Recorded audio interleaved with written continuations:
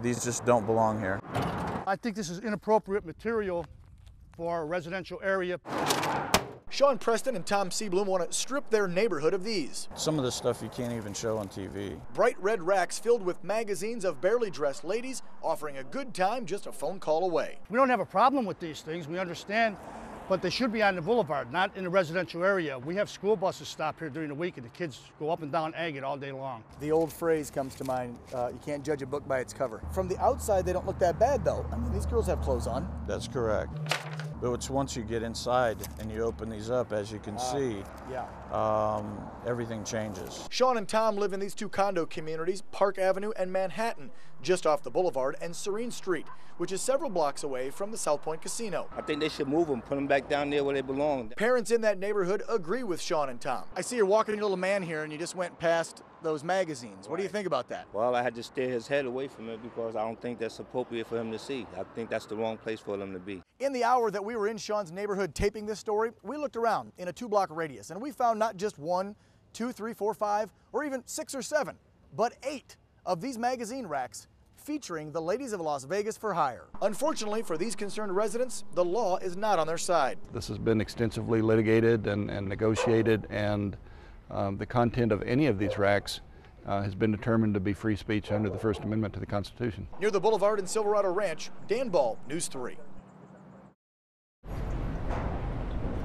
There is something missing in these hallways, here where the UNLV Rebel Girls hope to dance their way to a national title. That something is this smile, the one that never left Lindsay Bennett's face. I remember sitting down with her and just thinking, gosh, what a beautiful individual. Even when she was nervous at tryouts the first time I met her, she was just so bubbly and smiley. Macy Williams and her coach, Marcia de Castroverde, met Lindsay a year ago.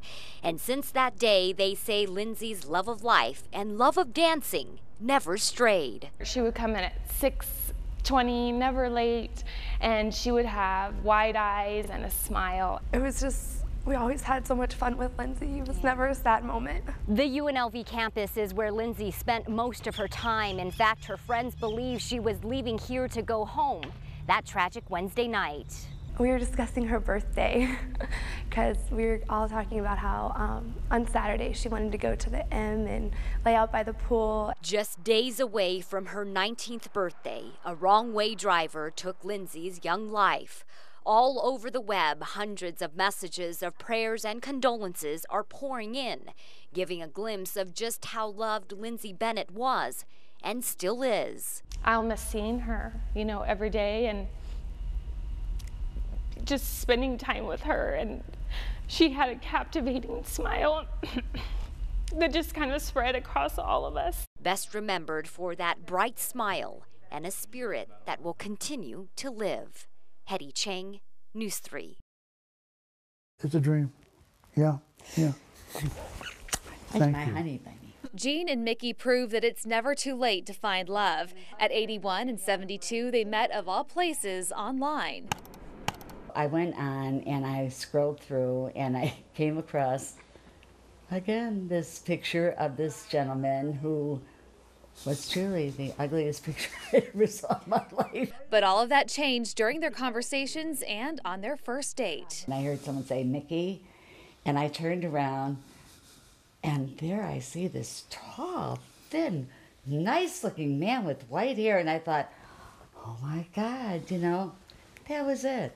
We just connected. After 3 years together and a minor health scare, the two decided to marry. All of a sudden, I wanted it to be legal. I wanted to be his wife. And you have to realize that's when we decided. You have to realize I was sedated. Laughter keeps this couple together, and in the spirit of humor, star of Defending the Caveman Kevin Burke is officiating their wedding following the Valentine's Day performance. And then I told him that I loved him, and we cried. We saw it last year, I guess. Yeah. And we loved it. We were rolling. But for these two, the fun is just getting started. Since we've met, these are probably the happiest 3 years I've ever had in my whole life. Never, again, will I say, at our age, at my age, did I ever dream. Neither did I. Number one, of getting married again. But this, I mean, this is a dream come true. Catherine Whaley, News 3. you doing today, sir? Did you find everything you needed?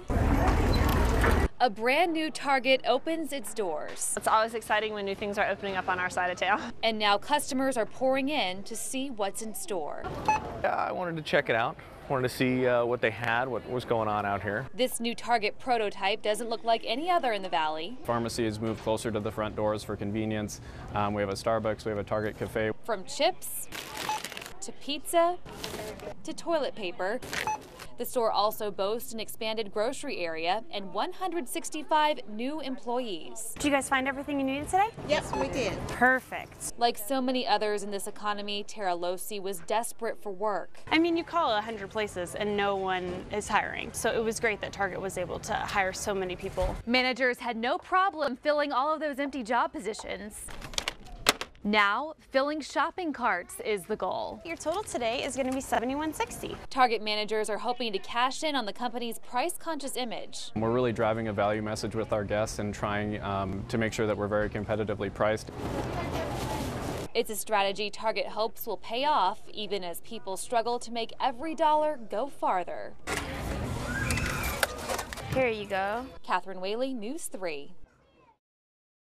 The old one uses at least twice as much power. You're looking at outdated technology. And that filament in there will go bad and will burn out and will break. High-pressure sodium streetlights will, sooner or later, be a thing of the past. And in energy-conscious Henderson, Nevada, the emphasis is on sooner. Every government agency is looking to save money and reduce the overall expenses. This is one tremendous way that we can do that. Marco Bica is Henderson's city architect. He and city officials are designing an energy savings program that's unprecedented for any comparable sized city in the nation. We're actually saving a little more than 50% of the energy consumption. Henderson is implementing 26,000 streetlights featuring induction technology.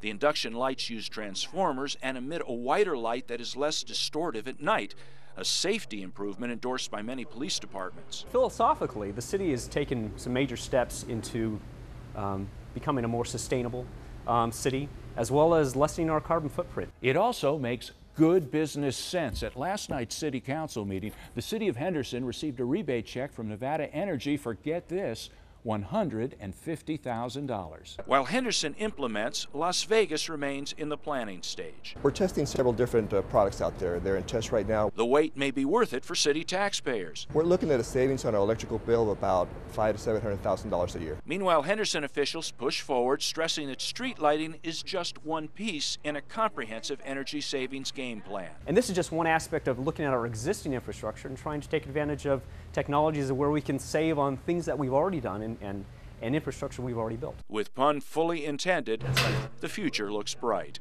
Jerry Brown, News 3. Both of them have a memory card slot, so you can actually put a memory card in there. At a time when many companies are slashing salaries and cutting positions, at least one is doing the exact opposite. Even though you're paying a little bit more, you're getting a better phone. It's a newer phone as well. Verizon Wireless, one of the giants in the industry, had such a great year, they're actually giving out bonuses. 9 to 10% for thousands of employees nationwide. Verizon attributes its success to a variety of things, including what it calls the nation's most reliable network. If you've seen the commercials, you know the saying, "We've got you covered." They also credit excellent customer relations and frontline employees, meaning those who deal directly with clients are the ones who will see those bonuses. Customer service, sales representatives, management, everyone. In Las Vegas, as many as 250 employees will get the extra cash in this week's paycheck. No one is complaining. The morale is great. It actually makes our employees want to come and work harder. Yeah. So it's been good. So even in a down economy, the company that once asked, "Can you hear me now?" has employees answering, "Yes, we can." Gerard Romalo, News 3.